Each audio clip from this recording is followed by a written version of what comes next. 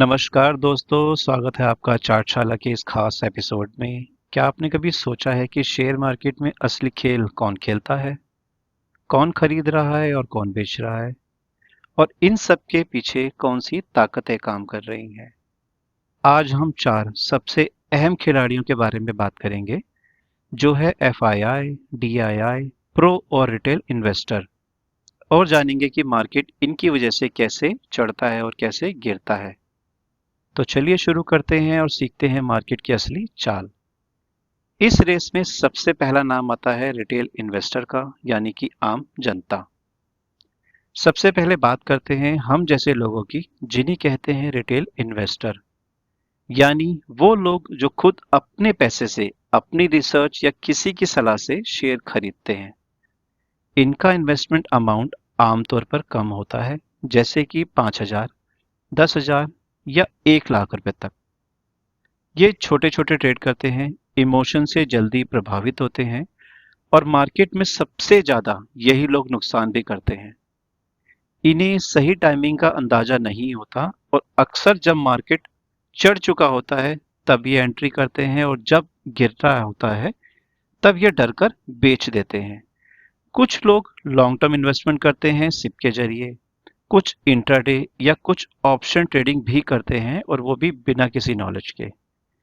Retailers mainly कम पूंजी से trade करते हैं, ज़्यादा इमोशनल फैसले लेते हैं और डर और लालच में जल्दी फंसते हैं।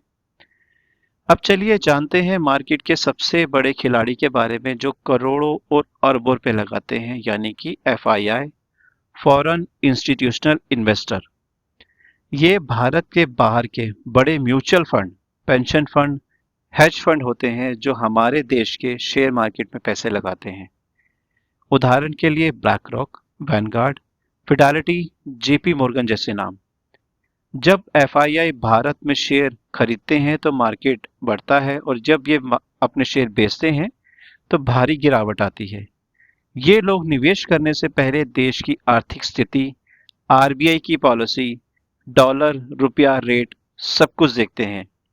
एफआईआई की खास बातें हैं कि ये अरबों रुपए का कैपिटल लेकर आते हैं, बहुत रिसर्च आधारित फैसले लेते हैं, शॉर्ट और लॉन्ग टर्म दोनों इन्वेस्टमेंट करते हैं। इनका मूड जैसे ही बदलता है, मार्केट का मूड भी बदल जाता है।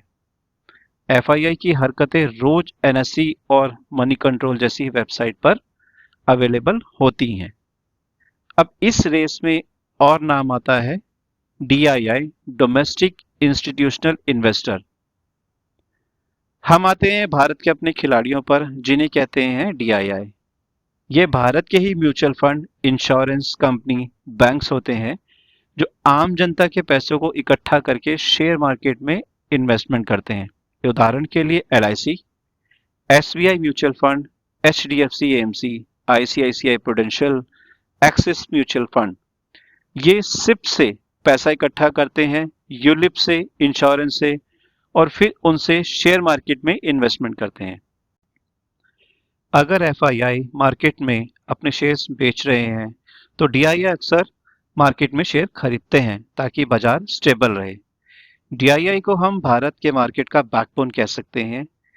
इनकी एक्टिविटी जो है एनएसई पर डीआईआई एक्टिविटी के टैब में रोज देख सकते हैं, वहां से हम डेटा ले सकते हैं।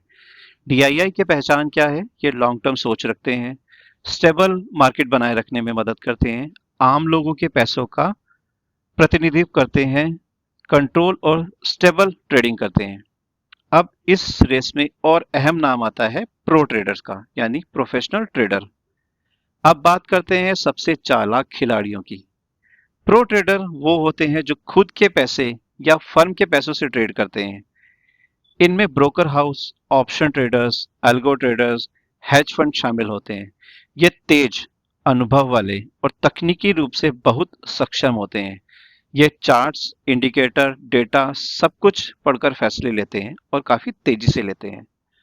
प्रो ट्रेडिंग ज्यादातर शॉर्ट टर्म या इंट्राडे ट्रेडिंग होती है।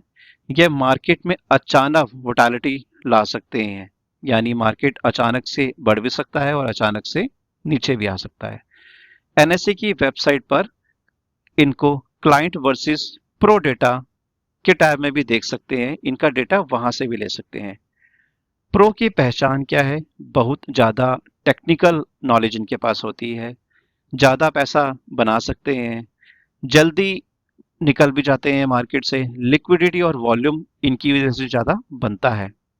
रिस्क लेने की क्षमता इनमें ज़्यादा होती है। जब एफआईआई और डीआईआई दोनों खरीदे, मार्केट में तेजी आती है। जब दोनों बेचे, मार्केट क्रैश भी होता है। और जब प्रोएक्टिव हो तो मार्केट फ्लक्चुएट ज़्यादा करता है, मतलब कि ऊपर नीचे बहुत ज़्यादा जाता है। तो अब यहाँ पे बात आती है कि रिटेल इन्वेस्टर को क्या करना चाहिए। इसके लिए रोज एफआईआई, डीआईआई डेटा देखिए जो एनएससी और मंडी कंट्रोल के साइट पे मिल जाता है। भावनाओं से नहीं, डेटा से ट्रेड कीजिए। लेवरेज से बचिए, सिप की आदत बनाइए, खुद सीखिए, खुद समझिए।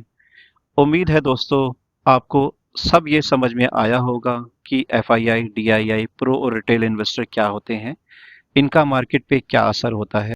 अगर आपको ये वीडियो पसंद आया हो तो प्लीज़ चाटशाला को सब्सक्राइब कीजिए, लाइक ज़रूर कीजिए और नीचे कमेंट करके बताइए अगला वीडियो आप किस टॉपिक पर चाहते हैं। मार्केट को समझो, पैसा कमाओ और सीखते रहो। धन्यवाद, मिलते हैं अगली वीडियो में।